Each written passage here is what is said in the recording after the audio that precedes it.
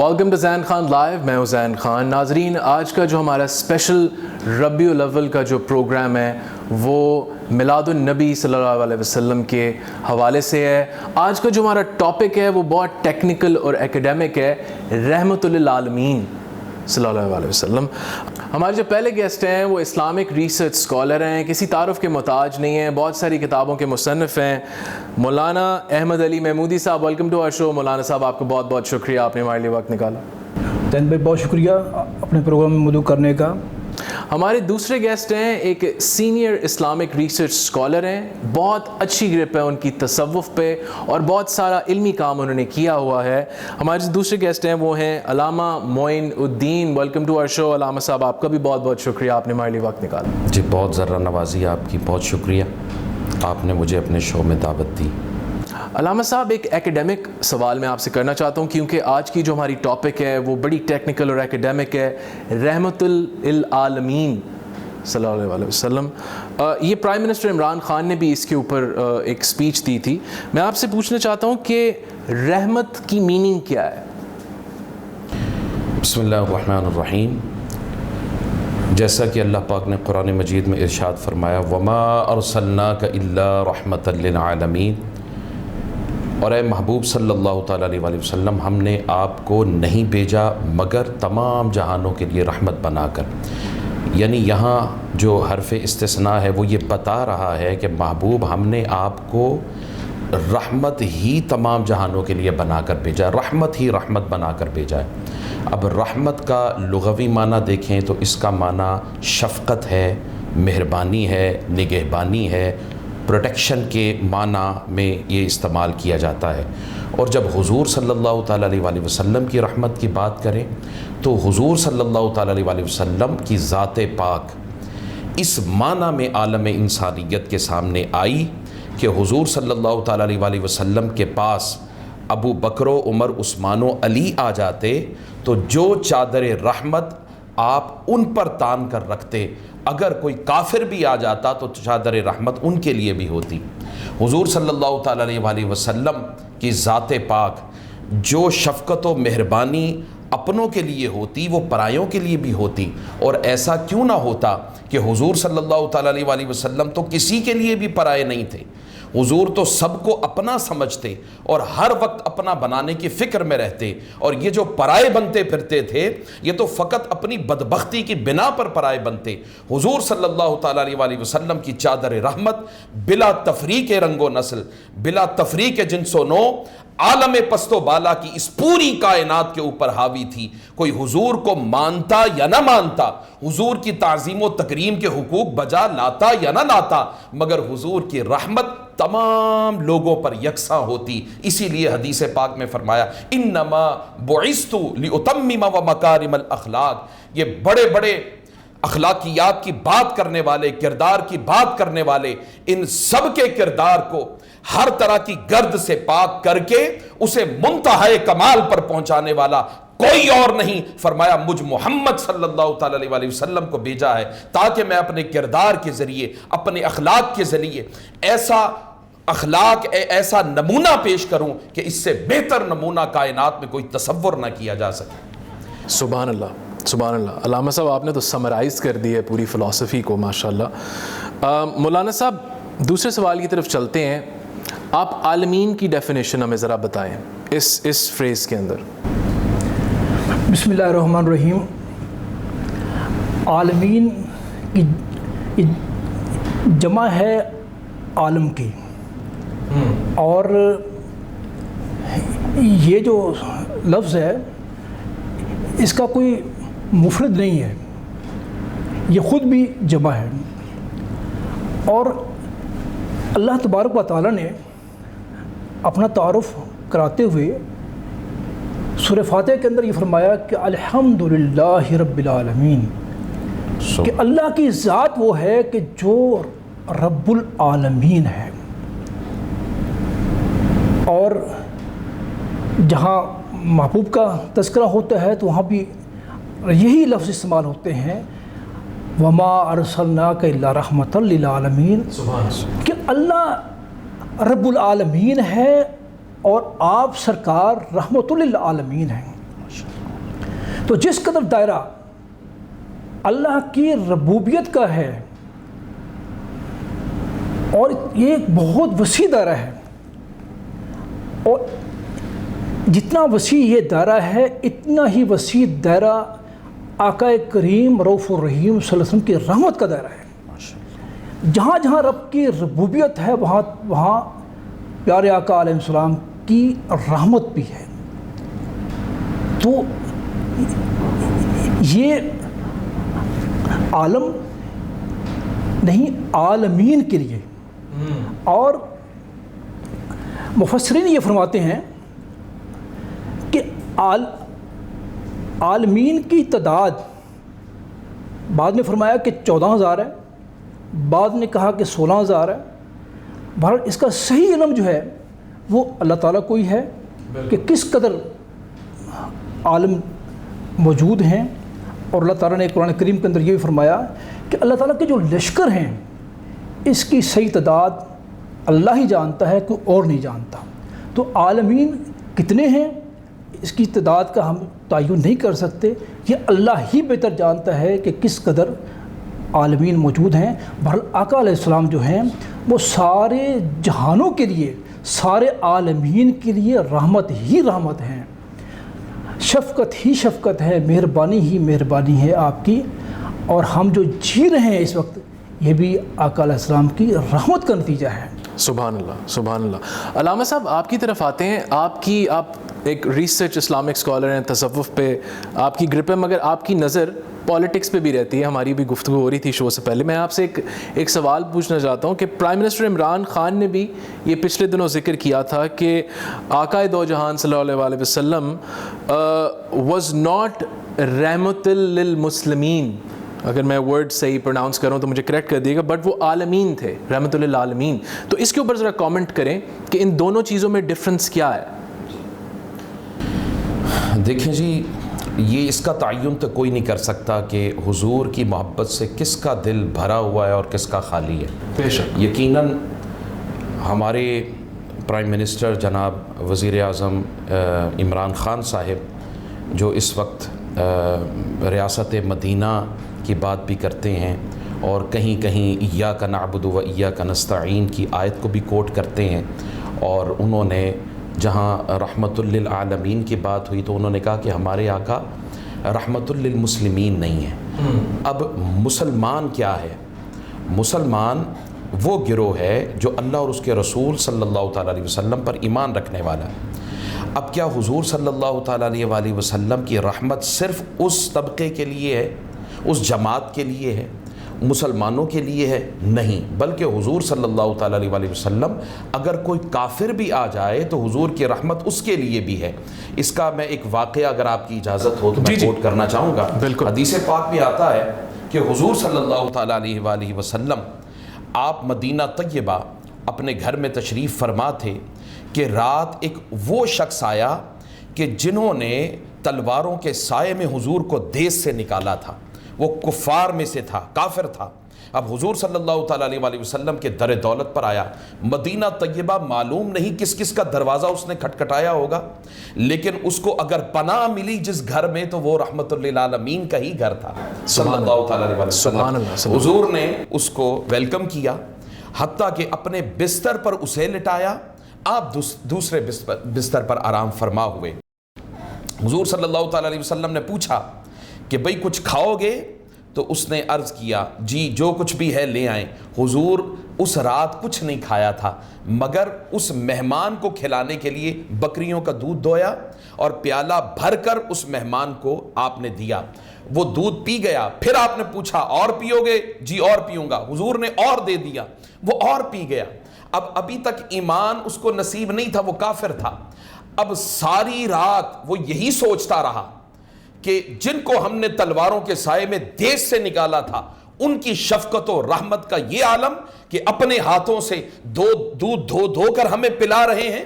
حضور صلی اللہ تعالیٰ علیہ وسلم کا یہ عمل مبارک، یہ کردار مبارک، یہ اخلاق مبارک جو سراپا رحمت ہے، وہ حضور صلی اللہ علیہ وسلم کے اس کردار سے متاثر ہوا، بس ساری رات سو نہ سکا۔ کیوں؟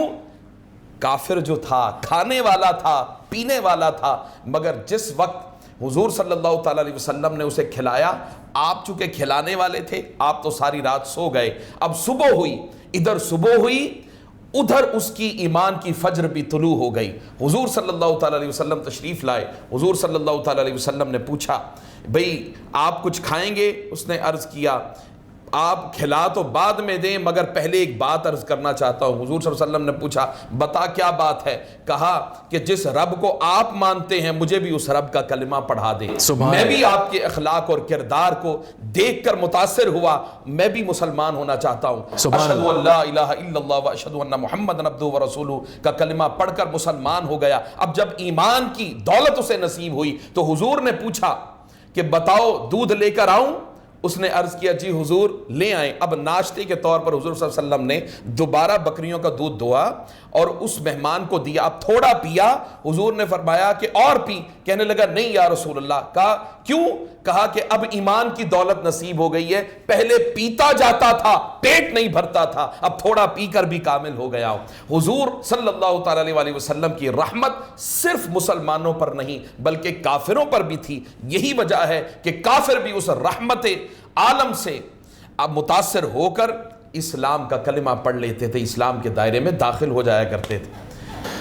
अल्लामा साहब, एक उसूली सवाल मैं पूछना चाहता हूँ, वो ये है कि जो सुन्नत है या हुजूर का जो तरीका है उसको फॉलो करना एक मुसलमान के लिए क्यों ज़रूरी है और कितना ज़रूरी है? क्योंकि आगे हमने फिर ये डिस्कस करना है कि हुजूर का जो था, जो रवैया था वो दूसरों के साथ कैसा था। तो आई वांट कि हम पहले ये बताएं और इस चीज़ को क्लैरिफाई करें कि हुजूर का तरीका कितना इंपॉर्टेंट है दीन में। हुजूर सल्लल्लाहु ताला अलैहि वसल्लम की सुन्नत मुबारका आप देखें कि जहाँ कुरान मजीद में हम देखते हैं कि अल्लाह रब्बुल इज़्ज़त का हुक्म है कि नमाज अदा करो, अक़ीमुस्सला, नमाज कायम करो, व आतुज़ ज़कात, ज़कात दो। और इसी तरह मुख्तलिफ़ अहकामात जो हैं वो अल्लाह रब्बुल इज़्ज़त की तरफ से है उम्मत मुस्लिमा के लिए। लेकिन अब नमाज का प्रैक्टिकल तरीका क्या है, ये हुजूर की सुन्नत से मिलेगा। बेशक। हज का प्रैक्टिकल तरीका क्या है, वो हुजूर सल्लल्लाहु ताला अलैहि वसल्लम की सुन्नत से मिलेगा। और हुजूर सल्लल्लाहु ताला अलैहि वसल्लम के बारे में अल्लाह पाक ने फरमाया, मा आताकुमुर रसूलु फखुदूहु व मा नहाकुम अन्हु फंतहु। जो कुछ तुम्हें रसूलुल्लाह सल्लल्लाहु अलैहि वसल्लम अता फरमा दें ले लो, और जिस चीज़ से मना फरमा दें उससे बाज आ जाओ। इससे पता ये चला कि वो तरीका जो हुजूर का तरीका है, जिसे सुन्नत कहते हैं, और सुन्नत हुजूर सल्लल्लाहु ताला अलैहि वसल्लम के सामने कोई काम किया गया, हुजूर ने मना नहीं फरमाया, हुजूर खामोश रहे, तो वो भी सुन्नत है। हुजूर सल्लल्लाहु ताला अलैहि वसल्लम ने कोई काम किया, वो भी सुन्नत है। हुजूर सल्लल्लाहु ताला अलैहि वसल्लम ने कुछ हुक्म दिया, फरमाया, वो भी सुन्नत है। तो हुजूर सल्लल्लाहु ताला अलैहि वसल्लम की जो सुन्नत है उसको ज़िंदगी में एक मुसलमान जो है वो किसी जगह पर माइनस नहीं कर सकता। अल्लाह पाक ने फरमाया, वमा यंतिकु अनिल हवा इन हुवा इल्ला वह्यु यूहा। महबूब, वो जो नुतक, वो जो बात, वो जो कलाम आप करते हैं वो आपका कलाम नहीं बल्कि वो अल्लाह का कलाम है। तो हुजूर सल्लल्लाहु ताला अलैहि वसल्लम का फरमान वो अल्लाह का फरमान है। वमा रमैत इज़ रमैत वलाकिन्नल्लाह रमा। महबूब, वो जो कंकरियां आपने फेंकी वो आपने नहीं बल्कि वो अल्लाह ने फेंकी। तो हुजूर सल्लल्लाहु ताला अलैहि वसल्लम का जो फेल है, हुजूर सल्लल्लाहु ताला अलैहि वसल्लम की जो सिफत है, उसको अल्लाह रब्बुल इज़्ज़त ने अपनी सिफत करार दिया। और हत्ता कि कुरान मजीद में फरमाया, कुलिल अनफालु लिल्लाहि व रसूल। महबूब फरमा दीजिए, गनीमतें तो सिर्फ अल्लाह और उसके रसूल के लिए हैं। अतीउल्लाह व अतीउर रसूल, ओबे अल्लाह एंड ओबे अल्लाह's messenger. And if you disagree over an issue, then in that condition return to God and his messenger. जो बेसिक सोर्सेज हैं इस्लामिक टीचिंग से वो दो हैं, वो एक कुरान है, एक सुन्नत। अगर सिर्फ कुरान की बात करें तो फिर इंसान उस जगह पर नहीं पहुंच सकेगा, उसे किसी भी चीज़ की तफसील नहीं मिल सकेगी। अगर किसी भी हुक्म की तफसील चाहिए तो रसूलुल्लाह सल्लल्लाहु ताला अलैहि वसल्लम की सुन्नत ही से उसे अपनी सेटिस्फेक्शन होगी, उसको इत्मीनान क़ल्बी नसीब होगा। तो हुजूर की सुन्नत हर मुसलमान के लिए, जहाँ पर कुरान है वहाँ पर साथ हुजूर सल्लल्लाहु अलैहि वसल्लम की हदीस पाक, हुजूर सल्लल्लाहु अलैहि वसल्लम की सुन्नत, वो हर मुसलमान के लिए लाजिम व मलजूम है। माशाल्लाह माशाल्लाह। मौलाना साहब, अब आपसे पूछते हैं कि बेसिकली जो हुजूर की सुन्नत थी, जो उनका जो उसवा था बच्चों के साथ और ख़वातीन के साथ, वो कैसा था? अल्लाह तबारक व तआला ने कुरान करीम की सूरत अल-अहज़ाब के अंदर ये फरमाया लक़द कान लकुम फ़ी रसूलिल्लाहि उस्वतुन हसना, कि तुम्हारे लिए रसूलुल्लाह सल्लल्लाहु अलैहि वसल्लम की ज़िंदगी बेहतरीन नमूना है। ये किसी और हस्ती के बारे में नहीं, ये आपकी ज़िंदगी अहले ईमान के लिए ही नहीं बल्कि पूरी इंसानियत के लिए एक कामिल नमूना है। ज़िंदगी कोई ऐसा गोशा नहीं है कि जिसमें अल्लाह तबारक व तआला के प्यारे नबी सल्लल्लाहु अलैहि वसल्लम की सुन्नत और आपके तरीके से हमें रहनुमाई ना मिलती हो। जागने से लेकर रात को सोने तक और ज़िंदगी के जितने भी मामलात हैं, खा वो मईशत के मामलात हों, मुआशरत के मामलात हों या सियासत के मामलात हों, कदम कदम पर आका अलैहिस्सलाम की ज़िंदगी हमें रहनुमाई फराहम कर दी है। तो आपने बच्चों के साथ जो सलूक किया, देखें आपको इस तरह की और मिसाल नहीं मिल सकती कि आप बच्चों के लिए भी इंतहाई शफीक और मेहरबान थे। और ये देखिए कि आप बच्चों को सलाम किया करते थे, सलाम करने में पहल किया करते थे, बच्चों से प्यार करते थे। और आपका ये फरमान है कि जो हमारे छोटों पर शफ़क़त ना करे, हमारे बड़ों का एहतराम ना करे, वो हम में से नहीं है। तो आका अलैहिस्सलाम बच्चों को बोसा दिया करते थे, उनको गोद में उठाया करते थे। और ख़ास तौर पर जो बच्चे यतीम थे, बेसहारा थे, आप उनके सर पर दस्त शफ़क़त रखा करते थे। और आपका ये फरमान है जिसका कि जो शख्स किसी यतीम के सर पर हाथ रखेगा तो उसके हाथ के नीचे जितने बाल आएंगे उसके बराबर उसको नेकियां मिलेंगी। तो आका अलैहिस्सलाम का बच्चों के साथ जो रवैया था वो इंतहाई मुशफ़िक़ाना था।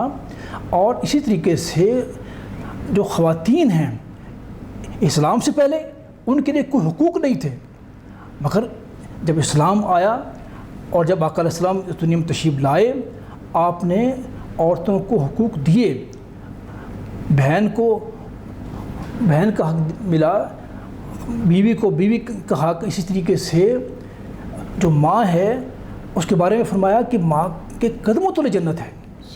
यानी ये जो रिश्ते हैं ये रहमी रिश्ते हैं। और इन रिश्तों के हवाले से देखें, ज़माने जाहिलियत के अंदर इनकी कोई कदर कीमत नहीं थी। हाँ बिल्कुल, कोई और इनको बिल्कुल हैसियत ऐसी थी जैसे यूँ जो हुकूक उस जानवरों के थे वो हुकूक इन ख़वातीन को मुयस्सर नहीं थे। इस हद तक यानी तदलील होती थी। और ये देखें कि बच्चियों को ज़िंदा दरगोर कर दिया जाता था। इससे बढ़कर जुल्म क्या होगा? मगर आका अलैहिस्सलाम ने औरतों को हुकूक दिए हैं, इनको ज़िंदा रहने के हक़ है, इनके विरासत के अंदर हक़ है, इनको तालीम का हक़ दिया। और इसी तरीके से इनको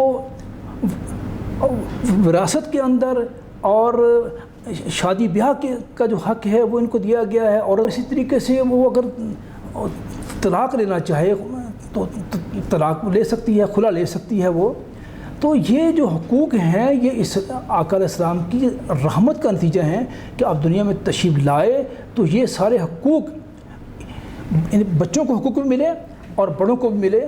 और ज़िंदगी के जो पसमानदा तरीन लोग थे कि जिनकी माशरे के अंदर कोई वक़्त नहीं थी, आपने उनको सरबुलंद किया है और उनको ऊंचा किया है। और उनको ज़िंदगी का ढंग, ज़िंदगी का एक बेहतरीन तरीका आपकी सीरत से मिलता है, आपके अखलाक से मिलता है। आप बिलाशुबा तमाम इंसानियत के लिए अल्लाह ताला की तरफ से अजीम रहमत है। अल्लामा मोहिउद्दीन साहब, आपका फ़लसफ़े से भी ताल्लुक़ है, मुझे ज़रा फ़लसफ़ा समझाएं। आजकल के मॉडर्न टाइम्स में ये बड़ी बात होती है कि जी ख़वातीन के हकूक़ मिलने चाहिए, तो इस्लाम ख़वातीन के हकूक़ को कैसे देखता है और हम रसूल सल्लल्लाहु अलैहि वसल्लम की ज़िंदगी से किस तरह मज़ीद सीख सकते हैं इसके बारे में? जी बिल्कुल, जैसा कि अल्लामा साहिब ने भी इस बात को थोड़ा एक्सप्लेन किया कि ख़वातीन के जो हुकूक़ हैं, हुज़ूर सल्लल्लाहु ताला अलैहि वसल्लम ने जिस तरह आलम इंसानियत के सामने ख़वातीन को ماں بھی خاتون ہے، بیٹی بھی خاتون ہے۔ اس دور میں آپ تشریف لائے کہ جو جہالت کا دورہ تھا، اپنے ہاتھوں سے بنائے ہوئے بتوں کے سامنے اپنی جبین نیاز خم کرتے تھے۔ نہ اپنی خبر تھی، نہ اپنے مبدا کی خبر تھی، نہ منتہا کی خبر تھی، نہ انہیں یہ خبر تھی کہ ہم آئے کہاں سے ہیں، ہمارے مرنے کے بعد کیا ہوگا۔ یہ سارا کچھ حضور صلی اللہ تعالیٰ علیہ وسلم نے انہیں بتایا۔ اور سب سے بڑی بات یہ ہے کہ خواتین کو سب سے بڑا جو ماں کا ایک حق ہے کہ ایک صحابی تھے، وہ آئے، یا رسول اللہ صلی اللہ علیہ وسلم، میں نے صحرا کے اندر اپنی والدہ کو اپنی پشت پر اٹھایا، سورج اپنی آب و تاب کے ساتھ چمک رہا تھا، اور حالت یہ تھی کہ اگر میں گوشت کا ٹکڑا اپنی پشت پر رکھتا تو شاید وہ بھی سورج کی گرمی میں پک جاتا، اتنی شدید گرمی تھی۔ تو کچھ فاصلہ میں نے صحرا میں اپنی ماں کو پشت پر بٹھا کر وہ طے کیا، اور جب طے کر چکا تو یا رسول اللہ بتائیں کہ آیا میں نے وہ حق ادا کر دیا اپنی ماں کا؟ تو حضور صلی اللہ تعالیٰ علیہ وسلم نے فرمایا، ارے تو نے تو وہ پہلی رات کا حق ادا نہیں کیا، کہ جو حضور صلی اللہ تعالیٰ علیہ وسلم نے فرمایا کہ تو نے اپنی ماں کا وہ پہلی رات کا حق ادا نہیں کیا، کہ جس وقت آپ دیکھتے ہیں نا بچہ رات کو پیشاب کر دیتا ہے بستر پر، اب ماں اس گیلے پر سوتی ہے اور بچے کو اٹھا کر خشکی پر لٹاتی ہے۔ اور بیٹیوں کے بارے میں حضور صلی اللہ تعالیٰ علیہ وسلم سیدہ کائنات، سیدہ عابدہ زاہدہ طیبہ طاہرہ فاطمۃ الزہرا بتول سلام اللہ علیہا جب آپ تشریف لاتے تو حضور صلی اللہ تعالیٰ علیہ وسلم کھڑے ہو جاتے۔ عورت کو جو احترام رسالت مآب صلی اللہ تعالیٰ علیہ وسلم نے دیا، ایسا احترام کائنات میں کہیں نہیں ملتا ہے۔ مولانا صاحب، مجھے ایک ہسٹوریکل آپ نے بات سمجھانی ہے جو کہ ہم لوگ بھی سیکھ سکتے ہیں۔ مولانا محمودی صاحب، آپ ہمیں یہ بتائیں کہ رسول اللہ صلی اللہ علیہ وسلم کا جو ایک رویہ تھا اپنے دشمنوں کے ساتھ، علامہ صاحب نے اس پہ روشنی بھی ڈالی ہے اس شو کے شروع میں، وہ کیسا تھا؟ دیکھیے، رسول اللہ صلی اللہ علیہ وسلم کو مکہ المکرمہ کے اندر جو اسلام کے ابتدائی دور ہے، کس قدر ستایا گیا ہے، کس قدر تکالیف ہیں جو آپ کو پہنچائی گئی، یعنی کون سی وہ تکلیف ہے جو آپ کو نہیں دی گئی۔ آپ پر نماز کی حالت میں کہ آپ سجدے میں ہیں، اور ابو جہل نے کہا کہ فلاں جگہ پر اونٹ ذبح ہوا ہے، جاؤ اس کی اوجڑی لے کر آؤ، اور اس بدبخت نے وہ اوجڑی جو ہے وہ آپ کی مبارک گردن پر رکھی جبکہ آپ سجدے کی حالت میں تھے۔ اور اسی طریقے سے یعنی قدم قدم پر آزمائشیں، قدم قدم پر مصیبتیں۔ طائف کا واقعہ دیکھ لیجئے کہ کس قدر آقا علیہ السلام پر ظلم و ستم ہوا، سنگ ریزی ہوئی، اور یہاں تک کہ آپ کی نالین مبارک جو تھے وہ خون سے چپک گئے۔ اور اسی طریقے سے مکہ المکرمہ، جہاں آپ کی پیدائش ہوئی ہے، جہاں آپ کا بچپن گزرا، اس شہر کے اندر آپ کا رہنا دوبر کر دیا گیا، اور آپ نے مکہ المکرمہ سے مدینہ المنورہ ہجرت فرمائی۔ اور پھر مدینہ المنورہ کے اندر بھی دیکھ لیں، کفار اور منافقین کی جو سازشیں تھیں وہ عروج پر رہی ہیں، اور ان لوگوں نے آپ کو تنگ کرنے میں آپ کو کوئی کسر باقی نہیں چھوڑی۔ آپ کے راستے میں کانٹے بچھائے جاتے اور آپ پر فکرے کسے جاتے۔ ابو لہب جو آپ کا سگا چچا ہے وہ آپ کا تعاقب کرتا اور وہ تالیاں پیٹتا، آپ کا مذاق اڑاتا۔ اسی طریقے سے باقی جو کفار ہیں وہ بھی نعوذ باللہ استغفر اللہ، انہوں نے تکالیف پہنچانے کے اندر کوئی کمی نہیں چھوڑی۔ مگر آقا علیہ السلام نے دیکھیں کیسا ان کے ساتھ رویہ اختیار کیا کہ جب وہی مکہ جہاں سے آپ کو نکالا گیا تھا، اور جب اس مکہ المکرمہ کے اندر آپ ایک فاتح کی حیثیت سے داخل ہوئے ہیں، تو اب وہ لوگ یہ دیکھنا چاہ رہے تھے کہ ہمارے ساتھ کیا سلوک ہوتا ہے. اور وہ سب کے سب لوگ آپ کی نظروں کے سامنے تھے. تو کسی نے ان پوچھا کہ اب ہمارے ساتھ کیا معاملہ ہوگا. تو آپ نے ان سب کو، جن لوگوں نے آپ کو ساری زندگی ستایا تھا، تنگ کیا تھا، آپ نے فرمایا کہ لا تثریب علیکم اليوم، یعنی جو بات حضرت یوسف علیہ السلام نے اپنے بھائیوں کے بارے میں فرمائی تھی، بہن ہی وہ بات آقا علیہ السلام نے اپنے ان مخالفین کے بارے میں فرمائی کہ آج ان کے ساتھ کوئی ظلم نہیں ہوگا، کوئی زیادتی نہیں ہوگی، اور یہ سب کے سب آزاد ہیں. بلکہ آپ نے فرمایا کہ جو ان کے گھروں کے اندر پناہ لے لے گا اس پر بھی کوئی ظلم و زیادتی نہیں ہوگی. تو آپ نے ان کفار کہ جنہوں نے ساری زندگی آپ کو ستایا تھا، چونکہ آپ رحمۃ اللہ عالمین ہیں، آپ نے درگزر کی اور معافی کی ایک ایسی مثال قائم کی ہے کہ جو تاریخ میں شاید نہ ملے.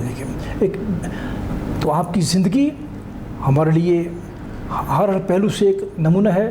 اس لحاظ سے بھی کہ کفار کے ساتھ جو آپ کا رویہ رہا وہ بہت ہی عادلانہ تھا، بہت ہی منصفانہ تھا. میں اپنے ناظرین کو یہاں یہ بتانا چاہتا ہوں کہ as a student of history, آقا علیہ السلام جو ہمارے رسول ہیں، he is the only person in history جن کی دشمنوں نے بھی تعریف کی. He is the only person in history جن کی غیر مسلم اور ویسٹرنرز نے بھی تعریف کی. یہ he is the only entity in history. اور آپ جا کے اپنا گوگل کھول کے بھی یہ دیکھ سکتے ہیں کہ کتنے نان مسلمز نے ایز اے رول ماڈل آقا علیہ السلام کو پیش کیا، نان مسلمز ہوتے ہوئے، کہ اس جیسی شخصیت ہم نے اپنی زندگی میں ہسٹوریکلی نہیں دیکھی. علامہ صاحب، ابھی میں نے آپ سے پوچھا تھا سنت کا جو امپورٹنس آف سننا، یہ پوچھی تھی نا میں نے آپ سے. اب میں ایک اور ٹیکنیکل سوال آپ سے پوچھنا چاہ رہا ہوں، اور یہ بہت امپورٹنٹ سوال ہے. اور یہ سوال اس لیے میرے لیے بھی ایک پرسنلی امپورٹنٹ اس لیے ہے کہ کیونکہ میں دیکھتا ہوں کہ کسی وقت مسلمان بھی اس بحث میں پڑ جاتے ہیں. تو میں چاہ رہا ہوں کہ آپ نان بائسڈ ہو کے ہمیں یہ سمجھائیں ایز اے ٹیچر، ادب اور عشق رسول اسلام میں کتنا امپورٹنٹ ہے؟ صلی اللہ علیہ وسلم. بہت واقعی ہی آج کے دور میں بہت امپورٹنٹ کویسچن ہے جو آپ نے اس وقت کیا. علامہ اقبال کا ایک شعر ہے، اجازت ہو تو میں کوٹ کروں؟ جی سر ضرور. ہو نہ یہ پھول تو بلبل کا ترنم بھی نہ ہو، چمن دہر میں کلیوں کا تبسم بھی نہ ہو. سبحان اللہ. یہ نہ ساقی ہو تو پھر میں بھی نہ ہو، خم بھی نہ ہو، بزم توحید بھی دنیا میں نہ ہو، تم بھی نہ ہو. خیمہ افلاک کا استادہ اسی نام سے ہے، نبض ہستی تپش آمادہ اسی نام سے ہے. عقل ہے تیری سپر، عشق ہے شمشیر تیری، میرے درویش خلافت ہے جہانگیر تیری. ما سوی اللہ کے لیے آگ ہے تکبیر تیری، تو مسلمان ہے تو تقدیر ہے تدبیر تیری. کی محمد سے وفا تو نے تو ہم تیرے ہیں، یہ جہاں چیز ہے کیا لوح و قلم تیرے ہیں. قوت عشق سے ہر پست کو بالا کر دے، دہر میں اس میں محمد سے اجالا کر دے. حضور صلی اللہ تعالیٰ علیہ وسلم سے جب تک ایک مسلمان کا تعلق، ایک ایمان والے کا تعلق عشقی، حبی اور ادبی تعلق نہیں ہوگا، وہ کبھی بھی حضور کی رحمت تک رسائی حاصل کر ہی نہیں سکتا. اس کی مثال آپ دیکھیں، آپ کے پاس علم بہت ہے، بے شمار یونیورسٹیز ہیں، بے شمار کالجز ہیں، بے شمار مدارس ہیں، مگر وہ رسائی جو صحابہ کے پاس تھی وہ ہمارے پاس نہیں ہے. جو حضرت بلال حبشی کے پاس جو رسائی تھی وہ آج ہمارے پاس نہیں ہے. تو علم تو ہے مگر حضور کی رحمت تک رسائی نہیں ہے. اور اگر عمل کی بات کرتے ہیں تو مسجدیں جتنی آج ہیں اتنی پہلے کبھی نہ تھیں، اور جتنا عمل آج ہو رہا ہے اس طرح عمل پہلے کبھی نہ تھا. مگر علامہ اقبال کہہ رہے تھے تیرا امام بے حضور، تیری نماز بے سرور، ایسے امام سے گزر ویسے نماز سے گزر. عمل تو ہو رہا ہے، عمل تو ہو رہا ہے، سب کچھ ہے، مگر حضور تک رسائی نہیں. آپ اس کی مثال یوں سمجھیں کہ ایک مرتبہ صحرا کے اندر ایک شخص نماز پڑھ رہا تھا، اور آگے سے مجنوں لیلا لیلا کرتا ہوا آ نکلا. کسی نے کہا ادھر لیلا، وہ ادھر جا نکلا. کسی نے کہا ادھر لیلا، وہ ادھر جا نکلا.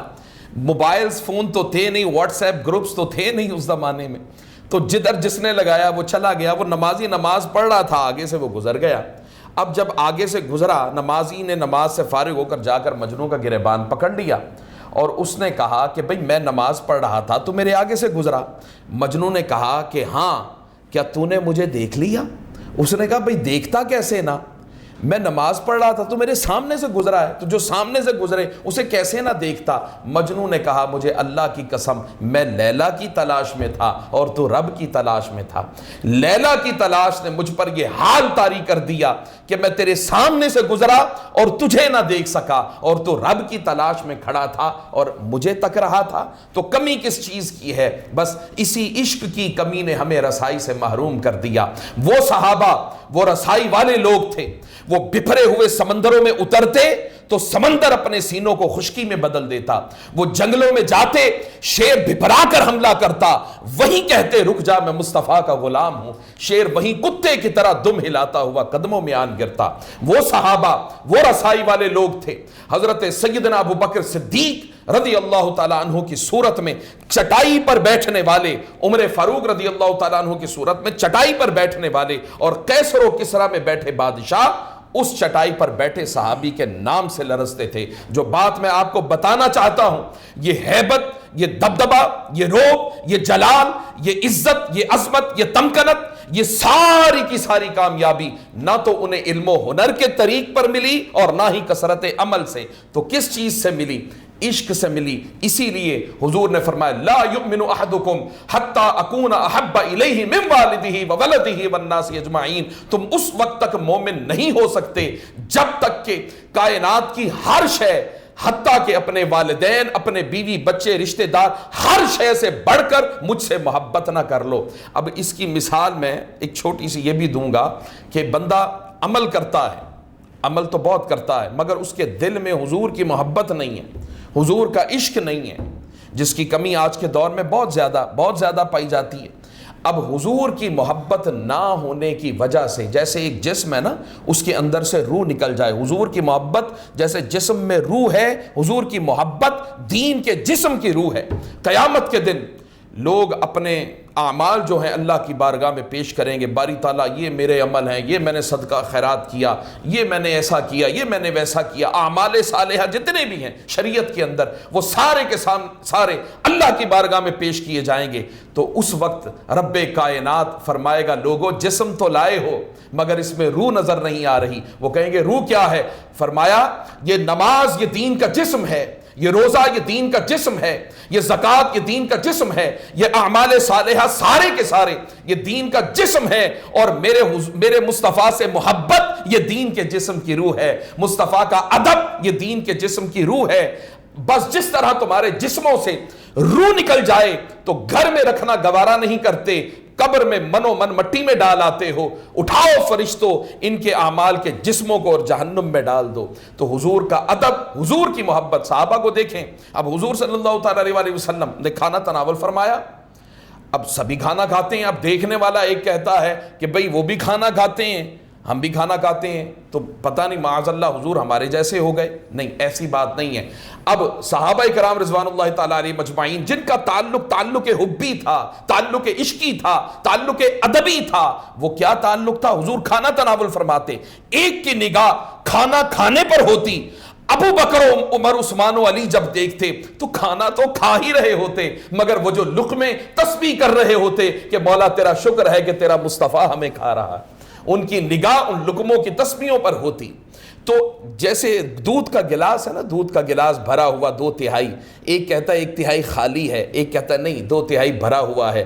بس بھرا رنگ دیکھنے والا ایمان میں بھرا رہتا ہے، اور جو خالی رنگ دیکھتا ہے وہ ایمان میں بھی خالی رہتا ہے. حضور کی محبت، حضور کا عشق. ایک علامہ اقبال کا ایک شعر ہے، اگر آپ اجازت دیں تو وہ بھی میں کوٹ کر لوں. جی ضرور.